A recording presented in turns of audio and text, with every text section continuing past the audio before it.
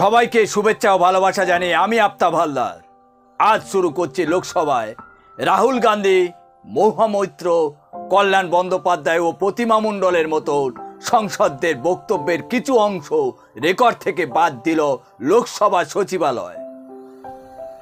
এবার শুনুন লোকসভায়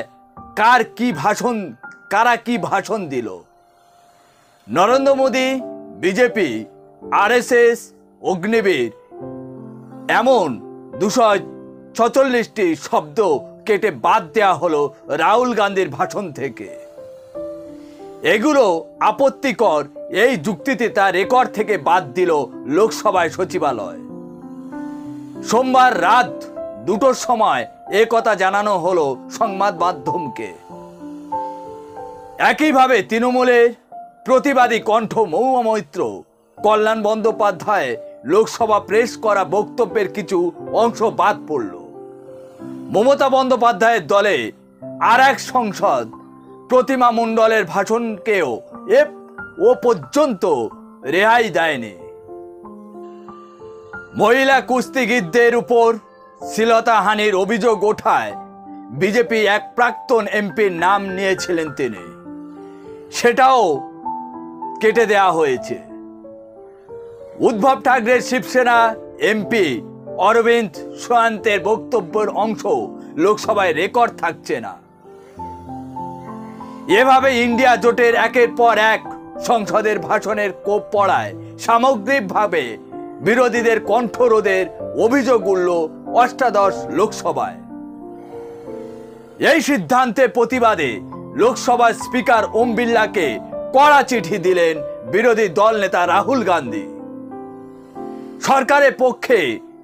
সরকার পক্ষকে চাপে ফেলতে প্রশ্ন তুললেন রাষ্ট্রপতির অভিভাষণের উপর ধন্যবাদ জ্ঞাপনের আলোচনায় বিজেপি অনুরাগ ঠাকুরের বক্তব্য ছিল অভিযোগের ভরপুর।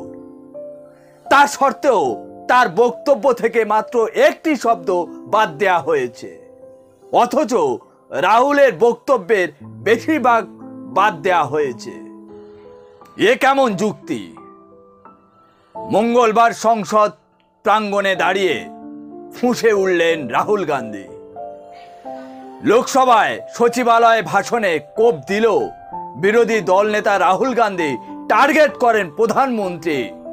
রাহুল গান্ধী বলেন, মোদিজির রাজত্বে সত্যের উপরে কোপ পড়তে পারে, কিন্তু বাস্তবে সত্যকে বাদ দেয়া যায় না। একইভাবে সরব হয়েছেন মহামৈত্র ও তার সাপ কথা। এভাবে বিরোধীদের কণ্ঠরোধ করে সত্যের গলা টিপে রাখা যায় না। নরেন্দ্র মোদী যতই বিরোধীদের কণ্ঠরোধ করবেন ততই বিজেপির আসন কমবে, রাজ্যে রাজ্যে হারবে। এদিন রাহুল গান্ধী সঙ্গে সাক্ষাতে মাত্রই বিরোধী দল নেতার বক্তৃতার প্রশংসায় পঞ্চমুখ হয়েছেন তৃণমূল এমপি সৌগত রায়। কাকলি ঘোষ দস্তিতা বিরোধীদের কণ্ঠরোধের প্রতিবাদে এদিন লোকসভায় ওয়েলে নেমে চলল বিক্ষোভ। তাও আবার স্বয়ং প্রধানমন্ত্রী মোদীর জবাবি ভাষণের সময়। নরেন্দ্র মোদী যতক্ষণ বক্তব্য রাখলেন ততক্ষণ সমানে চলল বিক্ষোভ। হাতিয়ার মণিপুর ইস্যু। উত্তর পূর্বে এই রাজ্যে এবার 2টি আসনেই জিতেছে কংগ্রেস। তার মধ্যে একজন এমপিকে রাষ্ট্রপতির অভিভাষণে আলোচনায় বলতে না দেওয়ায় প্রতিবাদে সোচ্চার হন রাহুল গান্ধী। স্পিকারকে অনুরোধ করেও মণিপুরে ওই সংসদকে বলতে দেওয়া হোক অনুরোধ করল, কিন্তু ততক্ষণে ভাষণ শুরু করে দিয়েছেন মোদিজি। তাই মণিপুরের ওই এমপি তো বটেই, পুরো কংগ্রেস এমপিরা নেমে এলেন ওয়েলে। তৃণমূল সমাজবাদী পার্টি এমপিরা ওয়েলে না নামলেও প্রতিবাদে সামিল হন। মোদির উচ্চগ্রামের বক্তৃতাকে ছাপিয়ে দিল বিরোধীদের স্লোগান।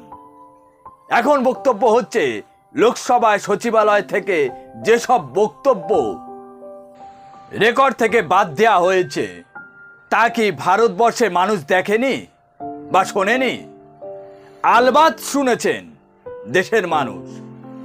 রাজ্যসভায় ও লোকসভায় প্রত্যেক এমপির বক্তব্য লাইভ সম্প্রচার হয়েছে বিভিন্ন টিভি চ্যানেল এবং ইউটিউব চ্যানেলে। বলুন তো, এই রেকর্ড যদি মুছে দেয়া যায়, মানুষের মনের মধ্যে যে রেকর্ড তৈরি হয়েছে, রেকর্ড আছে, সেটা কি মোছা যাবে?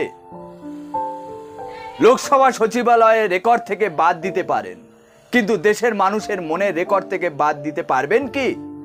প্রশ্ন রেখে গেলাম, উত্তর আপনারা দেবেন। আজ এখানে শেষ করছি। সবাই ভালো থাকবেন, সুস্থ থাকবেন। Tata, bye bye.